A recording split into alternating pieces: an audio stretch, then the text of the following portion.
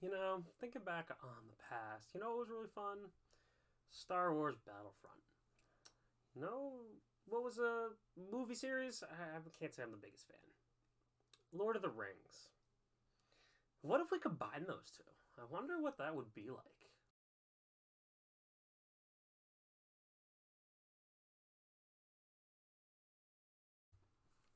That would be so totally badass.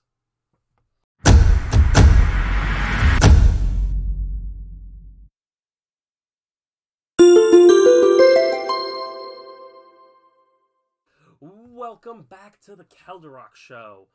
Today we are talking about Lord of the Rings Conquest. This game came out in 2009, I believe, for the PS3 and the Xbox 360.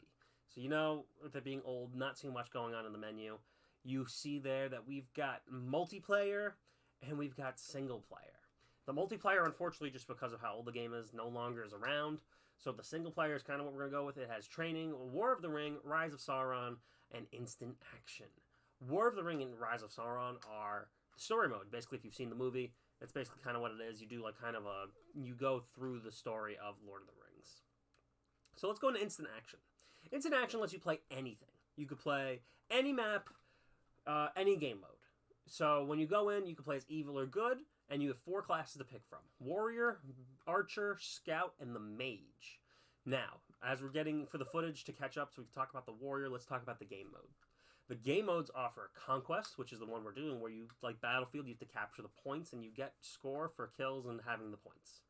There's Hero Team Deathmatch. We'll talk about the heroes a little later, but with Hero Team Deathmatch, basically you just take out all the people until they're out of people to have. Deathmatch, same thing, without the heroes. You play normal, and you can unlock heroes. And then there's Capture the Ring, which is capture the flag. Now, when we go into the classes, Warrior here, he uses a sword. He's got his ranged weapon with a throwing axe you can throw at people. And then he's got a super meter that you can see on screen here, where it gives fire to his sword, and he just kind of is able to do powerful attacks like dash or do combos and do crazy things, do real good damage to the people. It's really cool. I will say though, it feels like sometimes when you're doing that, you're getting ganged up first of all. But sometimes when you swing and hit, you don't really feel like you're doing too much damage, and it's weird. It's very weird. So let's move on to the Archer. The Archer has different abilities when it comes to his bow. Now, he is all ranged, as anyone could guess with an Archer.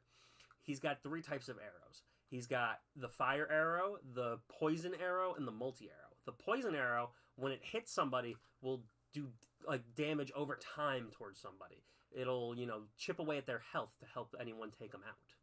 The fire arrow will push everyone back and will, able to spread some people around. And then the multi-arrow, you shoot 3 arrows and it hits 3 enemies.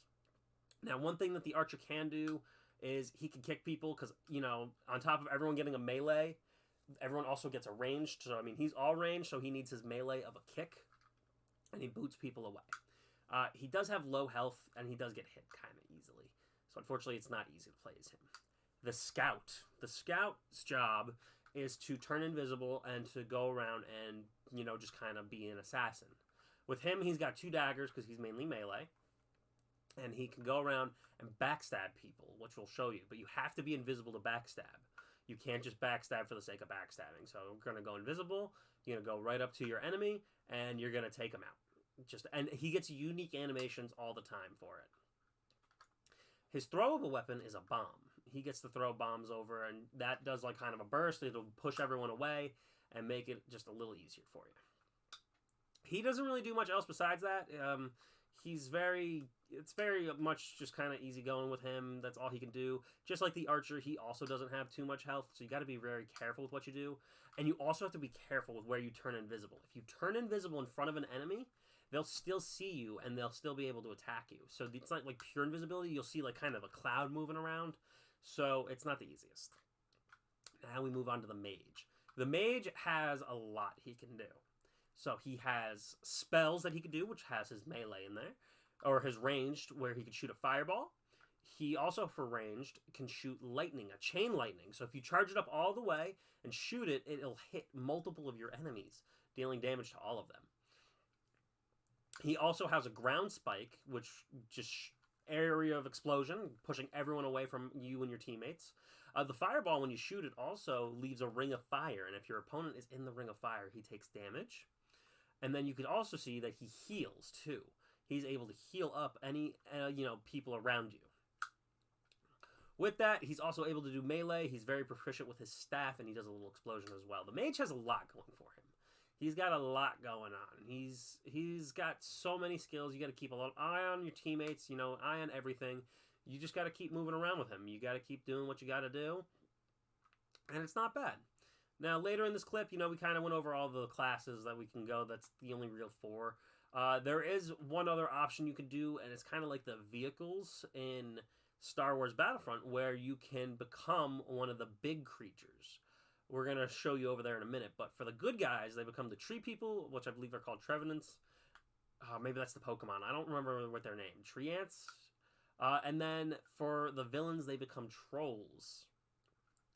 The trolls and the Trevenants are just big, beefy club guys. Like, they just whack as hard as possible. They really they do the most damage out of any of them. And they have the most health, too. Like, it's hard to take them down. So if you see them, it's usually kind of worth it to take them sometimes. Besides that, they don't really do much else. They just whack around. They can pick up people and throw them. We got to talk about the heroes now. The heroes, they can be anyone from Balrog to Sauron to Gimli to Gandalf, Legolas, I said Gimli. But they play basically similar to the people, like the classes. So Balrog is similar to a troll. The troll, that we were playing as before and talking about, that's how he plays. He picks people up, he can stab people with his wings, and he's just a big beefy dude that hits. Legolas plays like the archer. He's got more health. His arrows do more damage, but he still does everything that they do. Gandalf, he's just like the wizard. He, has his spells, can heal, shield, and all that good stuff. And then Gimli, who is able to play just like the warrior, and that's what he does. He's the warrior, basically, for it. Sorry, give me 1 second. He is the warrior. So there's not really too much there. Like, they do what they do. They could still be taken out by anyone. So, you take what you can at that point and do what you got to do. Now, we got to talk about more negatives, though. Like, I get this game is old, but it doesn't have a lot going for it. There's not too much to do in the game anymore. Like, with the multiplayer being gone, like, it's just not fun, really. Like, you could have a great time playing with friends at home, but then, like, after, like, probably an hour or so, you're done. You just want to move on. The balancing, too, seems a little off. I feel like just it doesn't seem well balanced. Unfortunately, no updates, so for what it is, it's still a good game. It's still a fun game. Rating of it, it's a 7 out of 10. I still love it. I don't think I come back and play it as often, though, just because it is really just not much to do there. There's really not much going on anymore. If I have a friend over, like, we could play it for a little bit, but we're going to play something else after that, too. It's just what we do. Let me know what you think of Lord of the Rings Conquest if you've played it. I know it's a very niche game, not really the biggest known game out there. It was a very odd, game that came out at the time. It's still, I'm glad they tried it. It's worth a try. I give it a try, and, let me know what you think. Check me out on Twitter, Instagram. Leave comments down below. I'd love to talk to you. Make sure you hit the bell icon to keep up to date with everything we're doing, and we will see you in the next review.